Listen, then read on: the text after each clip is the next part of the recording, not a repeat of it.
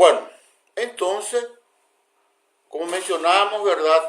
Es muy útil conocer el valor, en este caso, de las cuentas a cobrar y a pagar. Y eso va a permitir determinar el origen de gran parte de los ingresos y los gastos.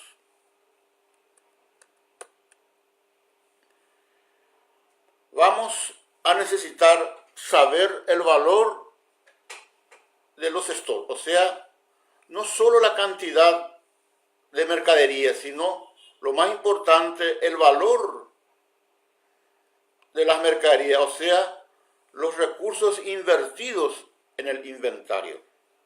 Y aquí hay que preocuparse bastante de la posibilidad de que ese inventario sufra desvalorización a la hora de establecer los precios de venta. Y de esa forma llegar a determinar con precisión la ganancia o pérdida del periodo. Y una cosa que muchas veces no se le da la importancia. Normalmente los empresarios de pyme dedican un esfuerzo extraordinario a las operaciones de compra-venta de la empresa y no le da la importancia debida a las finanzas. Consecuentemente, nuestra recomendación aquí es conocer o tener un conocimiento de conceptos básicos sobre el mundo de la finanza. Esto lógicamente va a permitir comprender los informes resultantes de los controles financieros, principalmente en este caso de los stocks. Se recomienda consecuentemente realizar cursos de finanzas, leer artículos relacionados a finanzas, en otras palabras, estudiar los conceptos básicos de las finanzas. Increíble esto. La empresa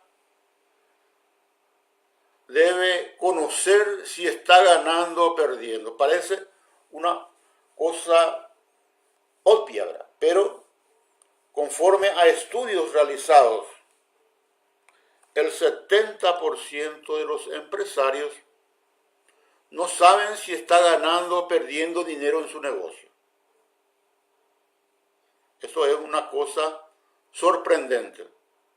Consecuentemente, no debemos olvidar de verificar si el negocio está ganando o perdiendo. Lógicamente, para esto necesitamos tener una herramienta súper adecuada. Aquí en Finanzas en la Práctica nosotros tenemos una herramienta que básicamente le llamamos de flujo de gestión financiera completa. Esa herramienta nos permite, por un lado, conocer el flujo de caja de un determinado periodo. Conocer si la empresa está ganando o perdiendo contablemente. Tener o determinar las cuentas a cobrar y a pagar para un determinado periodo. Entonces, es recomendable tener una herramienta similar. Esto es simplemente en razón de que la contabilidad, así como estudiamos en una facultad, no aporta mucho valor como información para una pyme, ya que es sabido que en este tipo de empresa el objetivo básico de la contabilidad es la parte fiscal. Y consecuentemente la información que proporciona es incompleta. De ahí la necesidad de migrar a tener, o sea, tener como herramienta básica el flujo de caja. Y teniendo esta herramienta básica del flujo de caja, nosotros podemos, por ejemplo, determinar el valor de sus gastos fijos. Conociendo los gastos fijos, o sea, los gastos que permanecen aproximadamente en el mismo nivel independientemente del volumen de ventas, nos va a permitir calcular lo que se llama punto de equilibrio, o sea, el volumen mínimo de ventas para que la empresa no gane ni pierda. Pero lógicamente la empresa está para ganar. Y teniendo esta información, esta herramienta del punto de equilibrio, nosotros podemos establecer qué porcentaje sobre las ventas es lo que queremos ganar. Y consecuentemente determinar ese volumen de venta que te permite alcanzar este margen de ganancia. Y no debemos olvidarnos, ¿verdad?, de tener un control financiero que nos permita conocer o verificar el valor del capital de la empresa, o sea, los activos que la empresa tiene y sus deudas. De entre los activos tenemos lo que se llama activos fijos, como por ejemplo equipos, automóviles, inmuebles y otros materiales. Esto lógicamente nos va a permitir determinar cuánto vale la empresa en términos netos y al mismo tiempo nos puede dar una indicación de qué parte de ese activo inmovilizado, llamado activo fijo, podemos reducir, o sea, vender y transformarlo en activo corriente. Cuando hablamos de activo corriente, estamos hablando de dinero, cuentas a cobrar y mercaderías básicamente. Bueno, y para terminar, nuestro consejo del día de la fecha es crear un fondo de reserva financiera. O sea, una parte del excedente entre ingresos y gastos debemos guardar, o sea, depositar en una cuenta separada, de tal forma a tener esa reserva financiera libre para poder cubrir los gastos inesperados. Bueno, y todo eso, como mencionamos, ¿verdad?, la podemos poner en práctica únicamente si tenemos una herramienta de flujo de caja, ya que esa herramienta, como veremos, ya vimos en varias oportunidades, desglosa o discrimina en primer lugar los ingresos de la empresa. Después le resta los costos fijos, o costos y gastos variables de la empresa. Mejor, los costos y gastos variables. De la confrontación de los ingresos y los gastos y costos variables, tenemos una información muy importante que es el margen de contribución.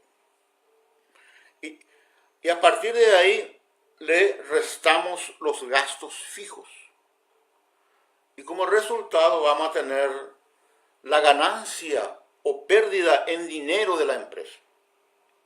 Como mencionábamos en parte de esta presentación, teniendo la información de los gastos fijos, nosotros podemos calcular lo que se llama el punto de equilibrio, o sea, el volumen de ventas que permite cubrir no solo los gastos fijos, sino también los gastos variables.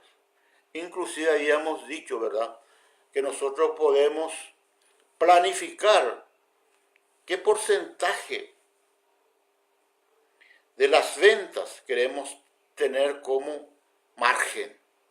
Y eso lógicamente podemos incorporar en el modelo para calcular, el modelo financiero para calcular el punto de equilibrio. Esto es súper fácil.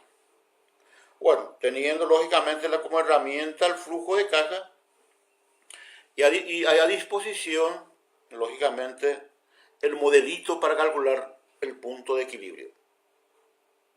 Bueno, si les resultó interesante esta transmisión, entonces les pido el favor de colocar me gusta, ya que así vamos a tener la posibilidad de que esta información se le muestre orgánicamente a más personas, ya que he sabido que Facebook solamente muestra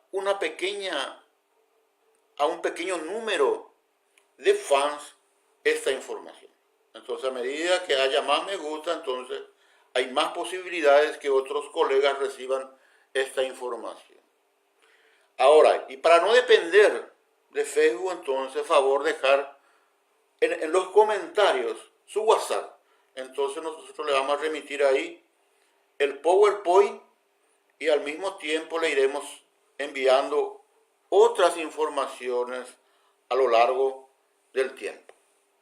Bueno, con esto entonces terminamos la presentación de la fecha y les invito a asistir en las siguientes transmisiones donde iremos tocando puntos relacionados, en este caso, al control financiero y al análisis financiero.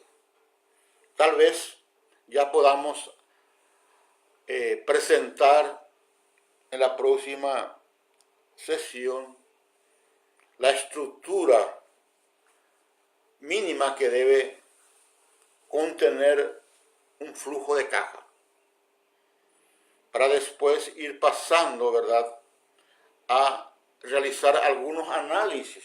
Y aquí ya mencionábamos, por ejemplo, calcular el margen de ganancia.